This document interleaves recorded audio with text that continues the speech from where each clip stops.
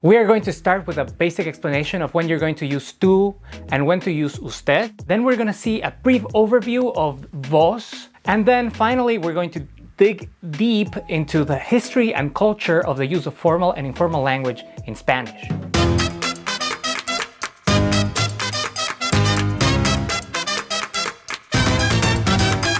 Tú versus usted.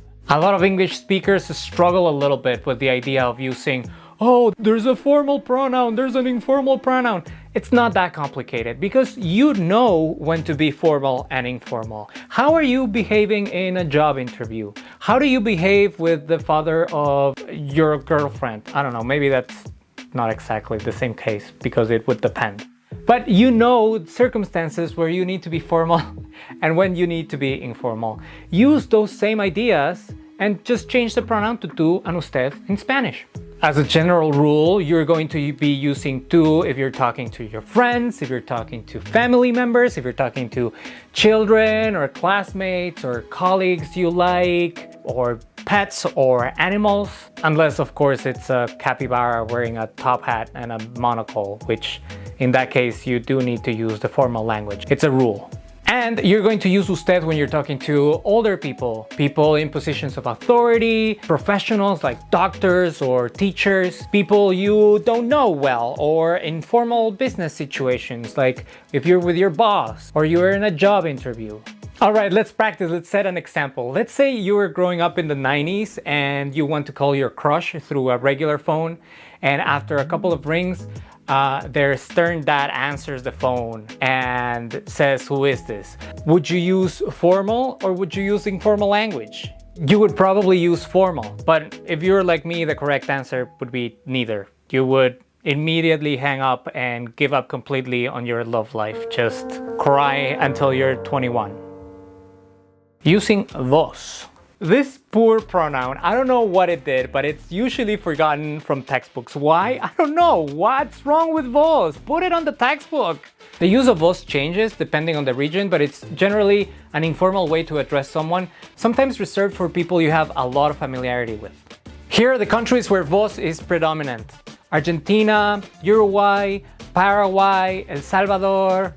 And here are the countries where both vos and tú are used: Bolivia, Ecuador, Chile, Colombia, and many others. So that's a quick overview of the use of tú, usted, and vos. The use of these pronouns depends a lot on the region, on the social context, on family relationships, or even on personal preferences. So what would happen if you use the wrong pronoun to address someone? You'll get arrested immediately. Just kidding, you shouldn't worry too much about it. Just use your common sense. If you want to be cautious, you can also use the formal option, usted. You can also ask, ¿puedo tutearle?, which means, can I address you informally? You're basically asking, can I you? Let's talk about different places where vos, tú, and usted are used. The most predominant form in Argentina and Uruguay is vos, regardless of age or social status or context. You will rarely hear tú here, except like in some places in the north of the country. Usted can be used formally, but you won't encounter it that much. The voceo in Argentina is unique. It affects most verb conjugations, and it's like a very important part of the identity, the linguistic identity of all of the southern cone of South America. Not as universal as Argentina, but Chile uses vos extensively. However, the verb conjugation is unique as the verb ending is similar to the vosotros form, but without the S sound. So for example, they would say vos comei instead of vos comes. This gives Chileans a unique melodic rhythm to their informal conversations. The use of usted in some regions of Colombia is very different from any other country. We talked to our friend David about it. How we use tú and usted in Colombia? That's a very interesting question. It's mainly a regional difference. Usted is more used in the region where my parents come from, which is in the Middle West side region of Colombia, where the best Colombian coffee comes from. It's very widespread. People always use usted over tú. So I've understood that in some regions of Colombia you use usted as a normal form of conversation, But the tú sometimes may feel a little bit more intimate, or like it seems like you would be flirting with someone, right? Are there any considerations about the use of tú and usted with gender? Like how men address women when they're interested, or how men address each other? This is more related to gender and how gender is perceived in society. So there is a case, for example, where it is not common for men to use to address other men in Bogota. That's changing as well. But there is also kind of gender relationship to the region as well. So men don't feel comfortable addressing other men with tú. Tú and usted in history. The history of tú and usted is actually the history of the pronoun vos. The use of formal and informal actually comes from Latin, which distinguished between tú, the singular you, and vos, the plural you. It was like you and them. Around like 300 AD, the Roman Empire was divided, and there were suddenly two emperors, so the plural you became formal. This formal address stuck because it made sense, like a single person in a position of power speaks not only for themselves, but also for the people below them. Kind of similar to what happened with the royal we in English. We will take 2 pieces of cake, please. So vos was originally used as the polite you in Latin when the Romans conquered what is now Spain. Vos became so prevalent as a singular you that in order to use a plural form, people started saying vos otros, vosotros as in vos, and otros meaning literally you and others. Hundreds of years later, when Spanish was finally taking shape, that vos transformed into vuestra merced, meaning your grace or your mercy. And people used it to speak to nobility or people of high importance. Over time, vuestra merced changed to vuesa merced, vuesar sed, vusar sed, vusted, which is why sometimes you'll see the abbreviation of usted as a VD, usted. Usted eventually replaced vos, which slowly became antiquated. However, that change happened slower in the region of Andalusia.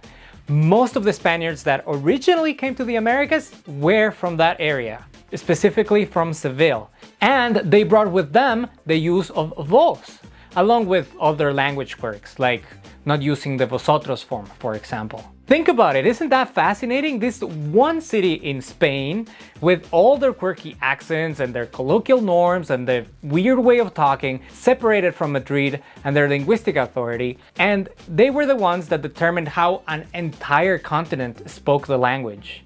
It's like if a new continent with millions of people from different regions and landscapes was suddenly taken over by a handful of New Yorkers. Like, what? We would all have our different versions of how to say, hey, I'm walking here. Hey, I'm walking here. Or whatever, I'm bad at accents. The use of vos started to slowly disappear in Spain, and colonial capitals and important cities in the Americas started to get rid of the vos because of the contact with Spain. But regions that were hard to reach kept using vos. So, here's a map of the major cities of the Spanish colonies. And here's a map of the regions that use vos. From plural pronoun to formal singular to plural again as vosotros to informal singular, vos has had quite a journey. Like, it's gone everywhere. The use of tú, usted, and vos in the Americas took different forms depending on the region, but having formal and informal ways to address others was certainly convenient in a colonial society that was marked by social classes. Spain strongly implemented a hierarchical structure in its colonies, creating social separations of class and race. So the use of formal and informal language really helped to reinforce these structures, and the use of tú and usted continues to be a reflection of class to this day. But the use of tú and usted has also allowed Spanish speakers to create layers of familiarity in their daily interactions. We've seen that they're used differently in different places, but the reverence and appreciation for our elders, the affection between friends, or the intimacy between lovers, it's all put into contrast by our use of tú and usted, the formal and the informal.